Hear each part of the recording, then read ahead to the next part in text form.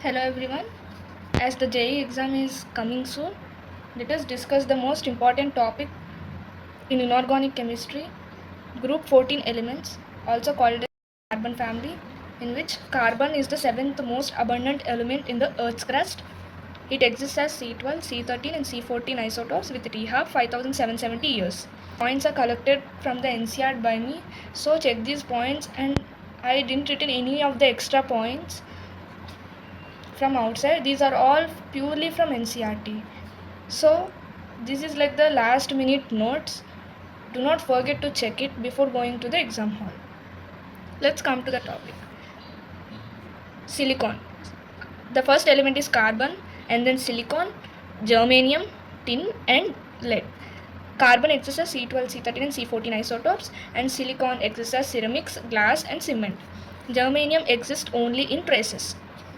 Ultra pure form of germanium and silicon are used to make transistors and semiconductor devices. So the 114 element of this group is flerovium, which is Fl with atomic weight 289. So these are the basic points we can observe in the NCERT book. So next to that, the size. You need to just remember the order. I know there are exceptions, but try to remember it because it's like a sure shot questions in the mains of the next year. So make sure that you don't miss the question. Size. Carbon, silicon, germanium, tin and then lead. It is the increasing order of the size. And ionization energy. Ionization energy is more for carbon, then silicon, germanium, lead and tin. I can tell you the most easy trick to remember all the IE4. See, this is one IE1 which is carbon greater than silicon, germanium, lead and tin. See, the IE2 is of the same order without any change. Remember only one order. This is not.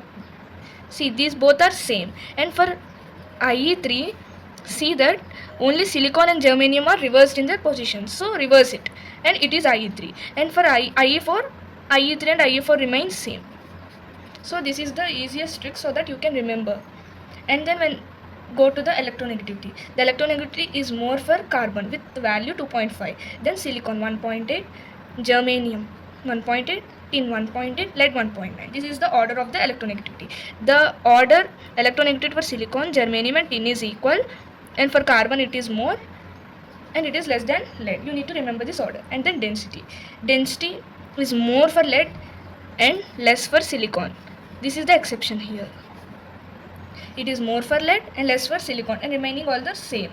It's just this one is reversed. And melting or point or ionization energy. The melting point is same as the ionization energy. That's why I written melting point or ionization energy. The same, it follows the same order as ionization energy.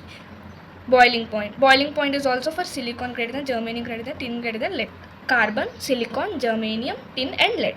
In that, carbon and silicon are non-metals, and germanium is a metalloid, and tin and lead are low metals with low melting point.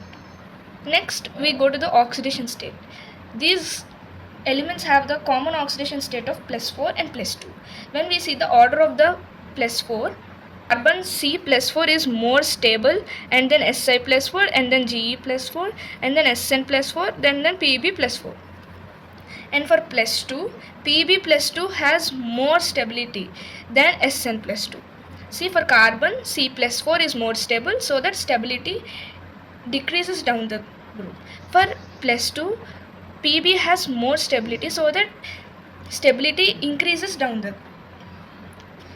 And next we go to the reaction with water.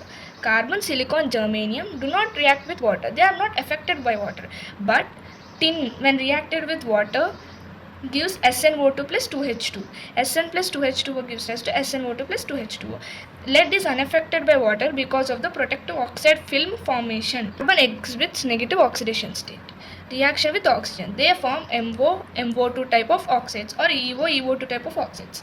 SiO exists at the high temperature. These points are collected from the NCERT only. Don't go through all other books which are available for you. Firstly, read these main basic points. Then go for the other books and all.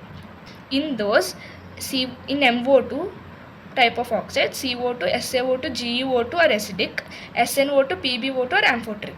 In MO type of oxides, CO is neutral, SnO, PbO is amphoteric, and GeO is distinctly acidic.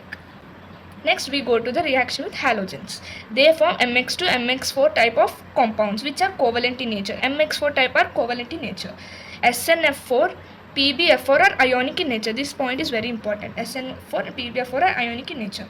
Whereas PbI4 does not exist because it does not release enough energy to unpair 6 electrons. So this point is also very important. And the stability order goes like GeX4 is greater than GeX2, PbX2 is greater than PbX1. It's of course easy because it is Pb plus 2, it is Pb plus 4. We know that Pb plus 2 is more stable than Pb plus 4. Here also same, the Ge plus 4 is more stable than Ge plus 2. This point is very important. See, except CCl4, other tetrachlorides we have in this group are easily hydrolyzed by water, but this doesn't hydrolyze in water. And when we get to the carbon, it has some anomalous properties due to its smaller size and higher electronegativity and bond enthalpy. It has high electronegativity and high bond enthalpy. It is smaller in size. It has high ionization energy and it has unavailability of d orbitals. There are no d orbitals present in carbon, and it shows the catenation tendency. Catenation tendency means the tendency to form the rings and chains. We know in organic compounds the carbon forms the rings, so it is the catenation tendency. See, carbon has more catenation tendency, and then silicon, and then germanium, which is equivalent to tin, but lead does not show any catenation tendency. Now come to this carbon. It has a unique ability to form pp multiple bonds with itself. It has the ability to form pp multiple bonds, and it able to show allotropic forms. We know carbon has several allotropic forms like diamond, graphite, fullerenes and all. So the concept was deleted actually to the main, so we can discuss it further advanced chapters. See, heavier elements do not pp bonds because their atomic orbitals are too large and diffuse to have effective overlapping. It's the important point.